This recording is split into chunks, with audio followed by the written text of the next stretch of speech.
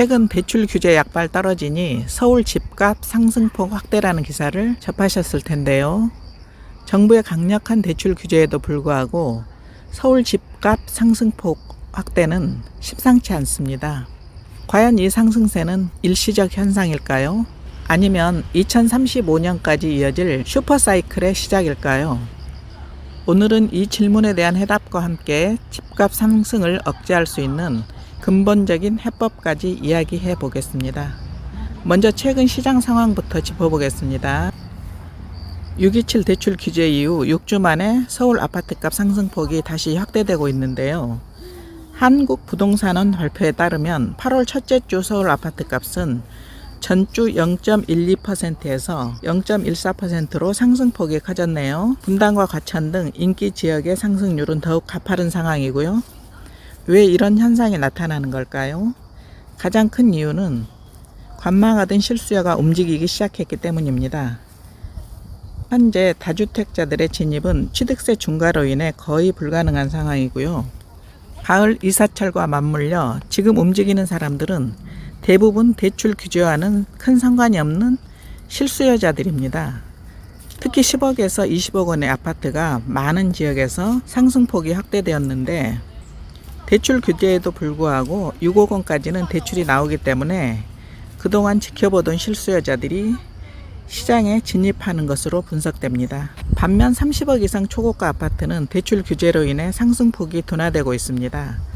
대출 규제가 시장을 누르기보다는 가격대별로 다른 영향을 미치고 있다는 뜻이죠. 그렇다면 이 상승세는 장기적으로 이어질 가능성이 클까요? 서울 부동산의 장기 상승을 이끄는 거시적인 요인들을 살펴보겠습니다. 첫째는 전 세계적인 저성장 기조 속에 주요 국가들의 저금리 정책은 풍부한 유동성을 만들어내고 이 자금들은 결국 안전자산인 부동산으로 흘러들어오게 됩니다. 둘째는 인플레이션입니다. 물가 상승은 화폐 가치를 떨어뜨리고 실물 자산인 부동산의 가치를 상대적으로 높여줍니다. 셋째는 핵심 도시 집중화 현상입니다. 일자리, 교육, 문화 등 모든 인프라가 서울 또는 대도시로 집중되면서 젊은 층을 중심으로 인구 유입은 꾸준히 이어집니다. 이는 수요를 증가시키는 근본적인 원인으로 서울은 주택 공급 문제를 겪고 있습니다. 과거 대규모 택지 개발은 이제 사실상 불가능하고 재개발 재건축은 복잡한 이해관계와 규제로 인해 사업 진행이 매우 더딥니다. 이러한 공급 부족은 장기적으로 가격 상승을 부추기는 핵심 원인입니다. 그렇다면 집값 상승을 억제할 수 있는 근본적인 해법은 무엇일까요? 바로 공급 확대입니다. 이는 과거 노태우 정부의 성공적인 사례에서 답을 찾을 수 있습니다. 1980년대 후반 집값 폭등으로 사회적 불안이 극에 달했을 때 노태우 정부는 일기 신도시 개발이라는 과감한 결정을 내립니다. 분당, 일산, 평촌 3번 등 대규모 신도시를 조성해 주택 200만 호를 공급했죠.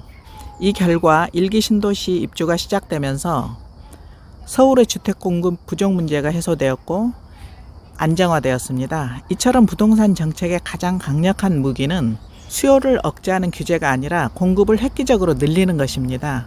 대출 규제는 단기적인 효과는 있지만 장기적으로는 풍부한 유동성과 공급 부족이라는 근본적인 문제를 해결할 수 없습니다. 정부의 공급 대책 발표가 늦어지는 것 또한 이러한 불안을 키우고 있습니다. 결론적으로 서울 부동산 시장은 단기적인 대출 규제로 인한 숨고르기는 있을 수 있지만 장기적으로는 슈퍼사이클에 진입할 가능성이 높습니다. 특히 마용성 등 준강남 지역과 분당, 과천 등 경기권 선호 지역의 상승세는 더욱 가파를 것입니다. 장기적인 집값 안정을 위해서는 노태우 정부의 사례처럼 획기적인 공급 확대 방안이 시급하게 마련되어야 합니다.